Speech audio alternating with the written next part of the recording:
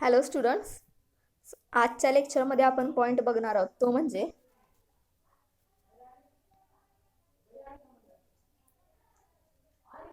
देय मालसाठ्याची किंमत निश्चिती. ओके, देय मालसाठ्याची किंमत निश्चिती. सो यामध्ये तुम्हाला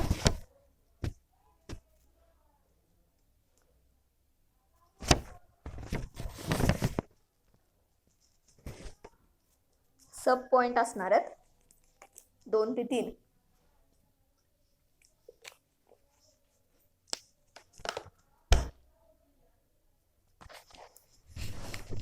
बघा, देय मालसाठ्याची किंमत निश्चिती, प्राइसिंग ऑफ मटेरियल इश्यूज.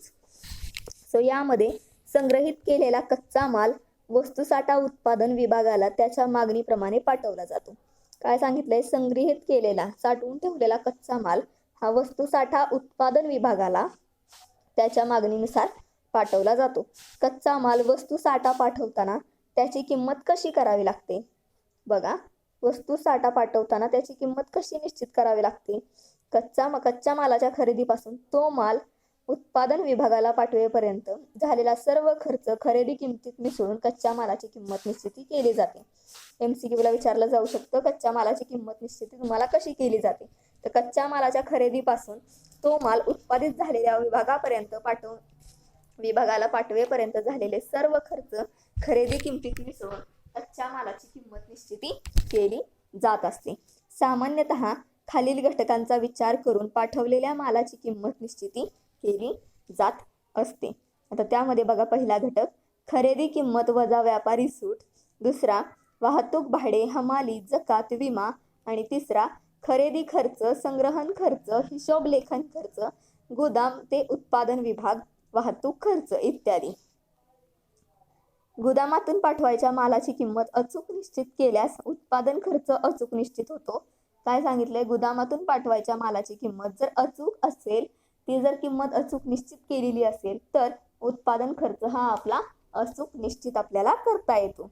अंतिम उत्पादित वस्तूची किंमत अचूक निश्चिती होत असते. लक्षात घ्या, अंतिम उत्पादित वस्तूची किंमत ही अचूक निश्चित होते. थोडक्यात, व्यवसायातील सर्व आर्थिक हिशोबांना अचूकता प्राप्त होत असते. ओके, गोदामामध्ये एकदाच माल आला असेल व तो उत्पादन विभागाकडे पाठवला असेल तर त्याची किंमत निश्चिती सुलभ असते. काय सांगितलंय? गोदामामध्ये एकदाच माल आला असेल व तो उत्पादन विभागाकडे पाठवला असेल तर त्याची किंमत निश्चिती ही अतिशय सोपी असते. उदाहरणार्थ, 100 नगाची खरेदी ₹21 प्रति नग अशी असेल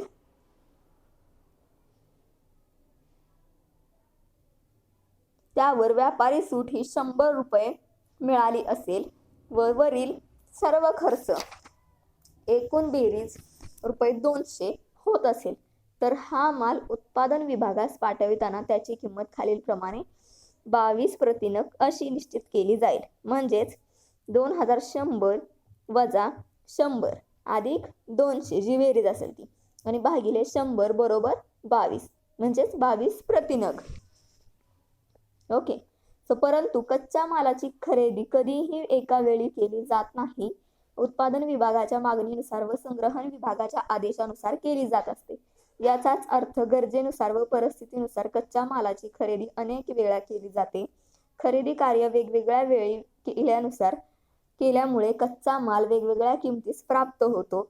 वेगवेगळ्या किमतीस प्राप्त केलेल्या मालाची पाठवणी संग्रहण विभागातून उत्पादन विभागाकडे वेगवेगळ्या वेळी व भिन्न भिन्न प्रमाणात केली जाते. अशा परिस्थितीत पाठवायच्या कच्च्या मालाची किंमत निश्चित करणं हे अतिशय अवघड असतं. कच्च्या मालाची किंमत निश्चित करणं हे अतिशय अवघड असतं. ओके, गोदामामधून पाठविल्या जाणाऱ्या मालाची किंमत निश्चिती करण्याच्या विविध पद्धती अस्तित्वात आहेत. ओके, प्रत्येक पद्धतीचे गुण दोष भिन्न आहेत. लक्षात घ्या, प्रत्येक पद्धतीचे गुण आणि दोष हे भिन्न भिन्न आहेत. संग्रहण विभाग प्रामुख्याने किंमत निश्चितीची पद्धत विचारपूर्वक, काळजीपूर्वक निवडावी. संग्रहण विभागाने प्रामुख्याने जर किंमत निश्चित करायची असेल तर तिची जी पद्धत असणार आहे ती विचारपूर्वक आणि काळजीपूर्वक निवडावी लागते. निवडलेली पद्धत समजण्यास सोपी, अंमलबजावणी सुलभ आणि वस्तुनिष्ठ असणं अतिशय गरजेचं असतं. या पद्धतीचं वर्णन किती प्रकारात केलं गेले बघूयात आपण. तो पहिला आहे, या पद्धतीमध्ये तुम्हाला 2 पद्धती सांगितल्यात माझ्या माहितीनुसार. पहिली आहे कॉस्ट प्राइस मेथड आणि दुसरी आहे कॉस्ट प्राइस मेथड ही पहिली आहे आणि याच्यामध्ये 2 पॉईंट तुम्हाला दिलेत. ओके, सो पहिली आहे खर्च किंमत पद्धती. खर्च किंमत पद्धतीमध्ये या पद्धतीला प्रत्यक्ष किंमत पद्धती, ॲक्च्युअल प्राइस मेथड असंही म्हणलं जातं. हे तुम्हाला MCQ ला गॅरंटेड विचारलं जाणार. खर्च किंमत पद्धतीलाच काय म्हणलं जातं, प्रत्यक्ष किंमत पद्धत असं म्हणलं जातं. ज्यावेळी विशिष्ट कच्चा माल विशिष्ट उत्पादन कार्यासाठी खरेदी केला जातो, ज्यावेळी विशिष्ट कच्चा माल विशिष्ट उत्पादन कार्यासाठी खरेदी केला जातो त्यावेळी कच्च्या मालाची प्रत्यक्ष खरेदी किंमत व संबंधित खर्च विचारात घेऊन किंमत निश्चिती केली जाते. लक्षात घ्या, त्यावेळी कच्च्या मालाची प्रत्यक्ष खरेदी किंमत व संबंधित खर्च विचारात घेऊन किंमत निश्चिती ही केली जात असते. या गटामध्ये खालील पद्धतीचा समावेश होतो. आता बघा, पहिली तुम्हाला पद्धत सांगितली आहे, खर्च किंमत पद्धतीलाच आपण प्रत्यक्ष किंमत पद्धत असं म्हणतो. आणि या पद्धतीमध्ये तुम्हाला पहिली पद्धत सांगितली आहे ती म्हणजे प्रथम आत प्रथम बाहेर पद्धत, म्हणजेच first in first out method, म्हणजेच फिफो मेथड. लक्षात घ्या, first in first out method म्हणजेच प्रथम आत प्रथम बाहेर पद्धत. तर यामध्ये काय सांगितलंय तुम्हाला आपण बघूयात.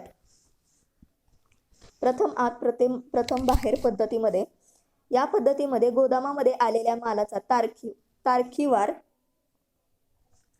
तारीखवार क्रम विचारात घेतला जातो. बघा, गोदामामध्ये माल जो येतो तो कोणत्या दिवशी आलाय, त्याची तारीख काय होती, त्याचा वार काय होता हे लक्षात घेतलं जातं. गोदामामध्ये प्रथम आलेला माल प्रथम पाठवला जातो. ओके, प्रथम आत प्रथम बाहेर पद्धत बघतोय आपण, first in first out. Okay, काय सांगितलं यामध्ये, गोदामामध्ये प्रथम आत आलेला माल हा प्रथम बाहेर पाठवला जातो. मालाची किंमत निश्चिती खरेदी किमतीप्रमाणे केली जाते. मालाची किंमत निश्चिती खरेदी किमतीप्रमाणेच केली जाते. प्रथम खरेदीचा संपूर्ण साठा संपल्यानंतर द्वितीय खरेदीचा साठा पाठवला जातो. बघा, प्रथम खरेदीचा संपूर्ण साठा ज्या वेळेला संपतो त्यानंतर द्वितीय खरेदीचा साठा हा पाठवला जातो. हा संपूर्ण साठा संपल्यानंतर तृतीय खरेदीचा साठा पाठवण्यास सुरुवात केली जाते. ज्या वेळेला शेवटचा हा संपूर्ण साठा संपतो त्यावेळेला तृतीय खरेदीचा साठा पाठवण्यास सुरुवात होते. उदाहरणार्थ लक्षात घ्या, प्रथम खरेदी केली आपण 100 नग रुपये 10 ने. ओके, प्रति नग 10 ने. किती पहिल्यांदा खरेदी केली 100 नगाची, रुपये 10 प्रति नग. दुसरी खरेदी केली आपण 200 नगाची, रुपये 11 प्रति नग. आणि तृतीय खरेदी केली आपण 300 नगाची, रुपये 12 प्रति नग अशी केलेली असेल तर उत्पादन विभागाकडे माल पाठवताना आपण पहिली 100 नगाची किंमत रुपये 10 प्रमाणे पाठवणार, नंतर 200 नगाची किंमत रुपये 11 प्रमाणे पाठवणार आणि शेवटच्या 300 नगाची किंमत आपण रुपये 12 प्रमाणेच निश्चित करून पाठवणार. ती निश्चित केलेली असणार, कारण खरेदी आपण तेवढ्याला केली आहे तर आपण ती किंमत निश्चिती तेवढीच असणार. जेवढी खरेदी असेल तेवढी किंमत निश्चिती. ओके, बाजारपेठेतील कच्च्या मालाच्या किमतीत दिवसेंदिवस घटत असतील, बाजारपेठेमधील कच्च्या मालाच्या किमती जर दिवसेंदिवस घटत असतील तर ही पद्धत आपल्याला फायदेशीर ठरत असते. लक्षात घ्या, प्रथम आत प्रथम बाहेर पद्धत आपल्याला फायद्याची कधी ठरते, जर बाजारपेठेच्या कच्च्या मालाच्या किमती दिवसेंदिवस कमी होत असतील तर आपल्याला ही पद्धत फायदेशीर ठरत असते.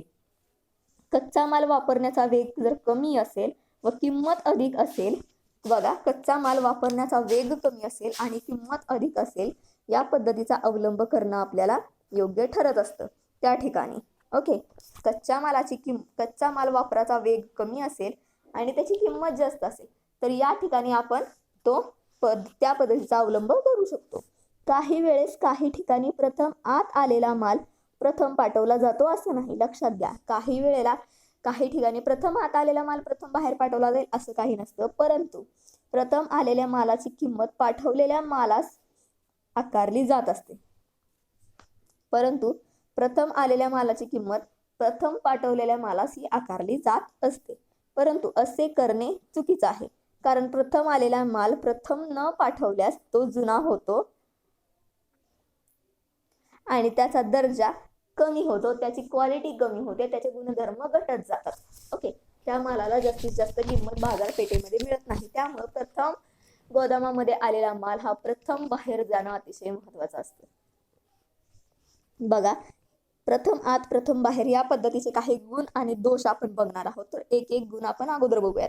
तर काय सांगितले तुम्हाला गुणांमध्ये, हे पद्धत समजण्यास आणि वापरण्यास अतिशय सोपी आहे, कारण ज्या वेळेला गोदामामध्ये माल साठवणूक करण्यासाठी आणला जातो त्यामध्ये प्रथम माल जो आणला जातो तो प्रथम माल गोदामामधून बाहेर गेला पाहिजे, हेच सांगितलं या पद्धतीमध्ये। First in first out, FIFO, प्रथम आत प्रथम बाहेर। दुसरा गुण आहे, या पद्धतीमध्ये प्रथम आलेला माल प्रथम पाठवला जातो, म्हणून ही पद्धत तात्विक दृष्ट्या योग्य आहे। ओके, तिसरा गुण आहे, मालाची खरेदी किंमत माल पाठवताना आकारली जात असल्याने अंतिम वस्तूची किंमत अचूक निश्चित होते, यामुळे कच्च्या मालाची खरेदी किंमत वसूल केली जाते त्यामधूनच। ओके, चौथा गुण आहे, कच्च्या मालाच्या सामग्रीच्या किमती उतरत असतात। बघा, कच्चा माल जो आहे त्याच्या किमती ह्या उतरत असतात, त्यावेळी ही पद्धत उपयुक्त ठरते आपल्याला। त्यानंतर व्यवहाराची संख्या कमी असेल व मालाच्या किमती स्थिर असतील तर ही पद्धत योग्य ठरत असते। ओके, अधिक किमतीच्या व कमी वेगाने वापरल्या जाणाऱ्या वस्तूसाठी ही पद्धत उपयुक्त ठरते। आणि सातवा गुण आहे, या पद्धतीमध्ये शिल्लक मालाची किंमत निश्चिती बाजार किमतीप्रमाणे केली जाते। बघा, शिल्लक मालाची किंमत निश्चिती ही बाजार किमतीप्रमाणे केली जाते, यामध्ये नुकत्याच खरेदी केलेल्या मालाचाही समावेश होत असतो। आता या पद्धतीचे काही दोष आहेत, जसे की गुण आहेत तसे त्याचे दोषही आहेत। तो दोष बघूया आपण वन बाय वन। पहिला दोष सांगितलाय, कच्च्या मालाची खरेदी वारंवार व बदलत्या किमतीस जर झाली असेल तर पाठवलेल्या मालास किंमत आकारताना हिशोबाच्या चुका होण्याची शक्यता जास्त असते आणि किंमत निश्चिती काळजीपूर्वक करावी लागत असते। काय सांगितलंय, कच्च्या मालाची खरेदी जर वारंवार व बदलत्या किमतीस जर झाली असेल आपली, तर जो माल आपण पाठवणार आहे त्याची किंमत आकारताना आपल्याला हिशोबामध्ये चुका होण्याची शक्यता जास्तीत जास्त प्रमाणात असते, कारण जो कच्चा माल आपण खरेदी केलाय वारंवार तो आपण बदलत्या किमतीला खरेदी केलाय। ओके, त्यामुळं किंमत निश्चिती करतानाही आपल्याला अडचणी येऊ शकतात, त्यामुळे किंमत निश्चिती विचारपूर्वक करावी लागते, कारण किंमत निश्चितीमध्ये आपला जो कच्चा मालाचा खर्च असणार आहे तो वसूल करून आपल्याला त्यामध्ये घ्यावा लागत असतो। दुसरा दोष आहे, एका वेळी पाठवलेल्या मालाची किंमत ही निश्चिती ही वेगवेगळ्या दराने होत असते। बघा, एका वेळी पाठवलेल्या मालाची किंमत निश्चिती ही वेगवेगळ्या दराने होत असते। त्यानंतर तिसरा दोष आहे, कच्च्या मालाच्या किमती वाढत असतील तर ही पद्धत उपयुक्त ठरत नाही। जर कच्च्या मालाच्या किमती वाढत असतील तर आपल्याला ही पद्धत उपयुक्त ठरत नाही, कारण बाजार किमतीपेक्षा कमी किमतीस माल पाठवला जातो। आपला जो माल आहे तो बाजारामध्ये जी काही किंमत आहे त्यापेक्षा कमी किमतीने पाठवला जातो, त्यामुळे आपल्याला यामध्ये लॉस होण्याची शक्यता जास्तीत जास्त मोठ्या प्रमाणात असते, अधिक प्रमाणात असते। चौथा दोष आहे, कच्च्या मालाच्या किमती वेगाने बदलत असतील तर त्याप्रमाणे माल पाठविताना किमतीत बदल होत असतात। काय सांगितलंय, कच्च्या मालाच्या किमती वेगाने बदलत असतील, कच्च्या मालाच्या किमती वेगाने बदलत असतील तर त्याप्रमाणे माल पाठविताना किमतीत बदल हा होत असतो, त्यामुळे एका वेळी उत्पादित झालेल्या वस्तूंची वेगवेगळी किंमत निश्चिती होत असते। ओके, त्यानंतर पाचवा दोष आहे, ज्यावेळी उत्पादन विभागाकडून जास्तीचा कच्चा माल गोदामाकडे परत पाठवला जातो, ज्यावेळी उत्पादन विभागाकडून जास्तीचा कच्चा माल गोदामाकडे परत पाठवला जातो त्यावेळी ती नवीन खरेदी समजली जाते। बघा, ज्यावेळी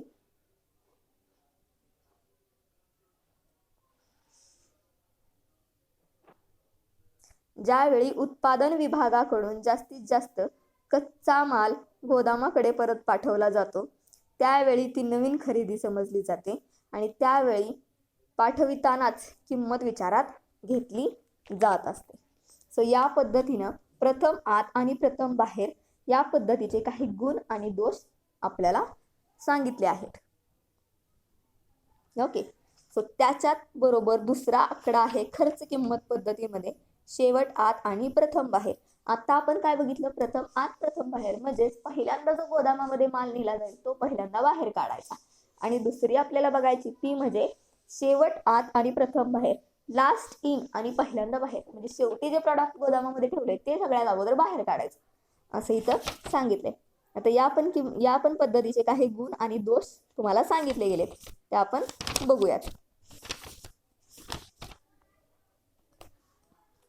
काय सांगितलंय, लास्ट इन फर्स्ट आउट या मेथडमध्ये, शेवट आत प्रथम बाहेर या पद्धतीमध्ये वरील पद्धतीच्या विरुद्ध ही पद्धत आहे. बघा, वरील पद्धतीच्या विरुद्ध ही पद्धत आहे. या पद्धतीत शेवटी खरेदी केलेल्या कच्च्या मालाची किंमत उत्पादन विभागाकडे माल पाठवताना विचारात घेतली जाते. बघा, शेवट आत प्रथम बाहेर या पद्धतीत काय केलं जात असतं, या पद्धतीत शेवटला खरेदी केलेल्या कच्च्या मालाची किंमत उत्पादन विभागाकडे माल पाठवताना विचारात घेतली जाते. आता सर्वात शेवटी खरेदी केलेला माल पाठवून संपल्यानंतर त्यापूर्वी खरेदी केलेला माल व त्याची खरेदी किंमत विचारात घेतली जाते. बघा, उदाहरणार्थ 1 जानेवारीला आपण खरेदी केली 100 नगाची ₹20 प्रति नग. याप्रमाणे 20 जानेवारीला आपण खरेदी केली आहे 200 नगाची ₹22 प्रति नग याप्रमाणे. आणि नाही, पहिल्यांदा 1 जानेवारीला खरेदी केली 100 नगाची ₹20 प्रमाणे. त्यानंतर 10 जानेवारीला खरेदी केली 200ची ₹22 प्रति नग प्रमाणे. आणि नंतर 20 जानेवारीला खरेदी केली 300 नगाची ₹24 प्रति नग याप्रमाणे. ओके, याप्रमाणे कच्च्या मालाची खरेदी जर झाली असेल तर उत्पादन विभागाकडून मागणी आल्यानंतर प्रथम 20 जानेवारीला खरेदी केलेला माल ₹24 या प्रतिनग खरेदी किमतीप्रमाणे पाठवला जाईल. ओके, 20 जानेवारीला खरेदी केली 300ची 24 प्रमाणे, तर 20 जानेवारीला खरेदी केलेला कच्चा माल 24 प्रतिनग प्रमाणे पाठवला जाईल. देन सर्व 300 नग पाठवून झाल्यानंतर 10 जानेवारीला खरेदी केलेला माल हा 22 प्रतिनग प्रमाणे पाठवला जाईल. अगोदर जे शेवटी खरेदी केले ते अगोदर पाठवायचं. ओके, आणि त्यानंतर 1 जानेवारीची खरेदी 20 प्रतिनग प्रमाणे पाठवली जाईल. आता बघा, बाजारपेठेतील कच्च्या मालाची किंमत पातळी जर वाढत असेल तर ही पद्धत आपल्याला उपयुक्त ठरते. बघा, लिफो पद्धत, last in first out, LIFO पद्धत आपल्याला कधी उपयुक्त ठरते, ज्या वेळेला बाजारपेठेतील कच्च्या मालाची किंमत पातळी ही इन्क्रीज होत असते त्यावेळेला ही पद्धत आपल्याला उपयोगी ठरत असते. कारण पाठवलेल्या मालास आकारली जाणारी किंमत व मालाची बाजार किंमत ही जवळजवळ समान असते. बघा, ज्या वेळेला आपण माल पाठवलाय त्यावेळेची त्याची किंमत आणि बाजारात असणारी त्या वस्तूची किंमत, त्या मालाची किंमत ही जवळजवळ कशी असते, समान असते, कॉमन असते, स्टेबल असते. ओके, यामुळे अंतिम वस्तू स्पर्धात्मक किंमत आकारणे शक्य होते. त्यामुळे अंतिम जी वस्तू आपण पाठवणार आहे त्याला आपण कॉम्पिटिटिव्ह प्राइस आपण ठेवू शकतो. या पद्धतीचा प्रथम अवलंब दुसऱ्या महायुद्धाच्या काळात अमेरिकेत करण्यात आला होता. बघा, लिफो पद्धतीचा वापर सगळ्यात अगोदर कुठे केला किंवा लिफो पद्धतीचा अवलंब सगळ्यात अगोदर कुठे केला गेला, तर आन्सर असेल अमेरिका. हे तुम्हाला MCQ ला विचारलं जाणार. ओके, कातडी, ऑइल, तांबे इत्यादी उद्योगामध्ये या पद्धतीचा अवलंब केला जातो. बघा, या पद्धतीचा LIFO, last in first out या पद्धतीचा अवलंब किंवा उपयोग जास्तीत जास्त कोणत्या उद्योगामध्ये केला जातो, तर ज्या उद्योगामध्ये तांब्याचं प्रोडक्शन घेतलं जातं किंवा ऑइलचं प्रोडक्शन घेतलं जातं किंवा कातडीचं प्रोडक्शन म्हणजे कातडीच्या वेगवेगळ्या वस्तू बनवण्याचं प्रोडक्शन तिथं घेतलं जात असेल, या वस्तूंच्या उद्योगामध्ये लास्ट इन फर्स्ट आउट या पद्धतीचा अवलंब जास्तीत जास्त अधिक प्रमाणात केला जातो. आणि लक्षात ठेवायचं की लास्ट इन फर्स्ट आउट ही पद्धत, तिचा अवलंब सगळ्यात अगोदर कुठे केला गेला, तर ते तुम्हाला माहिती असणं अतिशय आवश्यक आहे की लास्ट इन फर्स्ट आउट या पद्धतीचा सगळ्यात अगोदर अवलंब केला गेला तो म्हणजे अमेरिकेमध्ये. आता बघा, ज्या पद्धतीने आपण बघितलं प्रथम बाहेर म्हणजेच FIFO, first in first out, या पद्धतीचे काही गुण दोष आपण बघितले. त्याच पद्धतीने आपल्याला लिफो म्हणजे लास्ट इन फर्स्ट आउट या पद्धतीचे गुण आणि दोष बघायचे आहेत. तर त्यामध्ये तुम्हाला 6 गुण दिलेले आहेत आणि दोष तुम्हाला 4 दिलेले आहेत. तर आपण गुण बघूयात. सो पहिला गुण काय सांगितलाय, व्यवहारांची संख्या कमी असेल, किंमत पातळी स्थिर असेल तर या पद्धतीचा अवलंब करणं आपल्याला अतिशय सोपं जातं. व्यवसायामध्ये बघा, जर आपण व्यवहार करणार असेल तर त्या व्यवहाराची संख्या अतिशय कमी असेल आणि किंमत पातळी ही वस्तूची स्थिर असेल, म्हणजे आपल्या ज्या वस्तूची किंमत आहे ती त्या वस्तूची किंमत बाजारपेठेमध्ये असेल, किंमत पातळी जर स्थिर असेल तर आपल्याला लिफो या पद्धतीचा यूज हा करता येतो.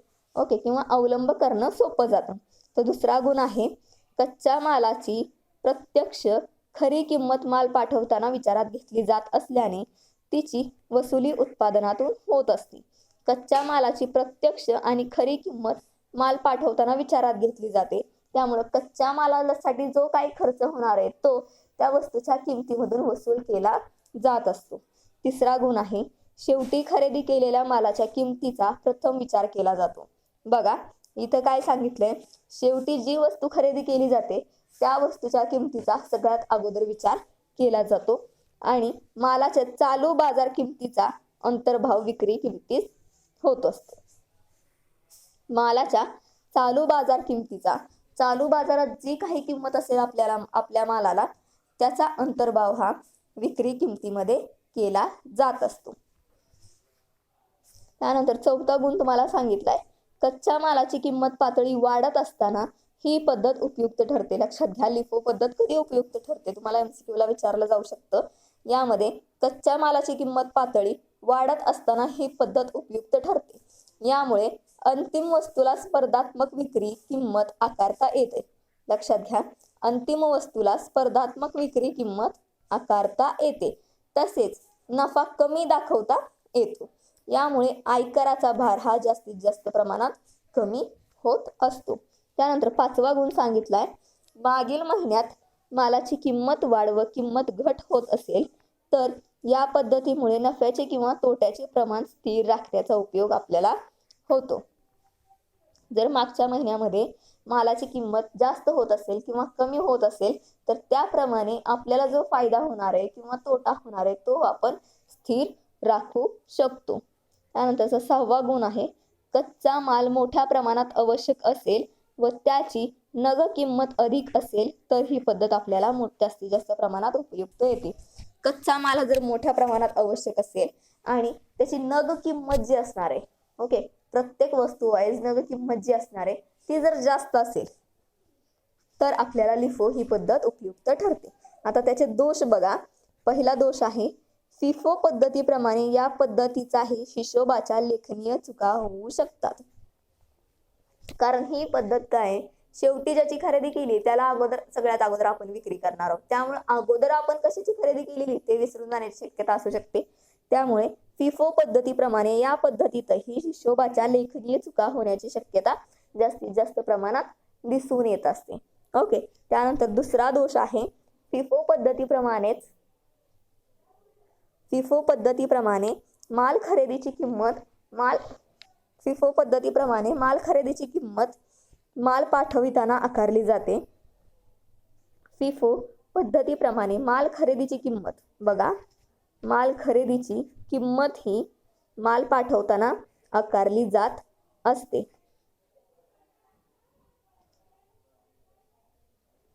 यामुळे बऱ्याच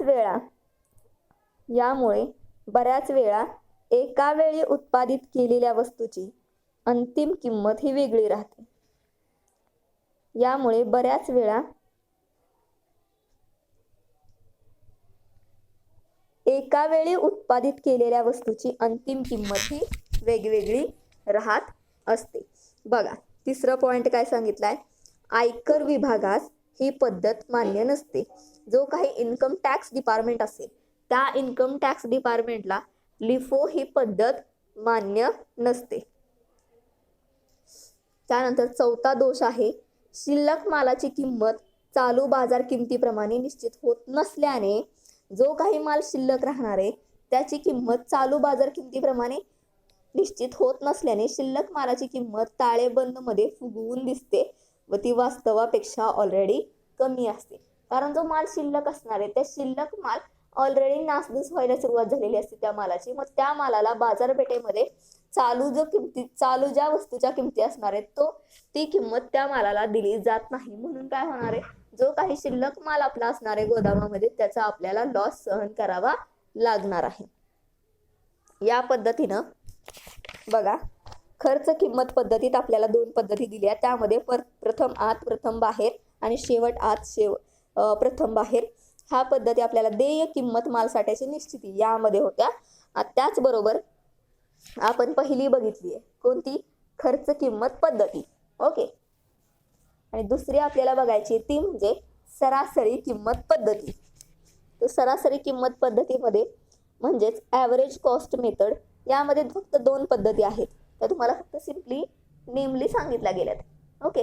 त्यामध्ये पहिली पद्धत आहे साधी सरासरी पद्धत आणि दुसरी आहे भारांकित सरासरी पद्धत. बघा, पहिली काय सांगितली आहे, साधी सरासरी पद्धत, साधी सरासरी पद्धत आणि दुसरी आहे भारांकित सरासरी पद्धत.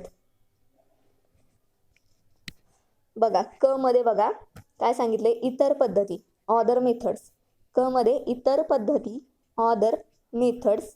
सो यामध्ये वाढीव किंमत पद्धती, इन्फ्लेटेड प्राइस मेथड, वाढीव किंमत पद्धत, त्यानंतर विशिष्ट किंमत पद्धत, स्पेसिफिक प्राइस मेथड, त्यानंतर आधार साठा पद्धत, बेस स्टॉक मेथड, महत्तम सर्वोच्च आत बाहेर पद्धत म्हणजेच HIFO, highest in first out method.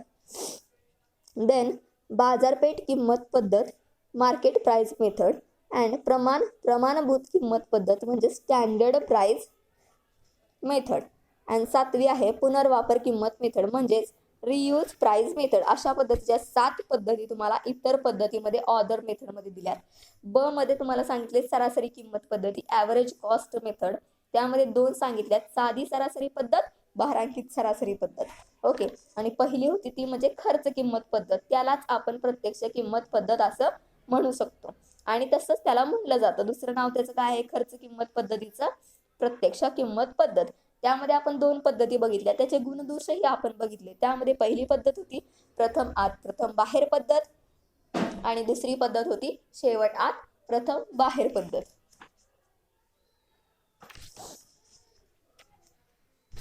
Okay. So next लेक्चरला आपण बघूयात टेक्निक ऑफ इन्व्हेंटरी कंट्रोल म्हणजे माल साठा नियंत्रणाची तंत्रे कोणती कोणती आहेत. ओके. तुम्हाला 2 ते 3 तंत्रे दिलीत माल साठा नियंत्रणाची, ती आपण बघूयात. कंपल्सरी कमेंट सेक्शन मध्ये नाव मेन्शन करा. ओके. थँक्यू.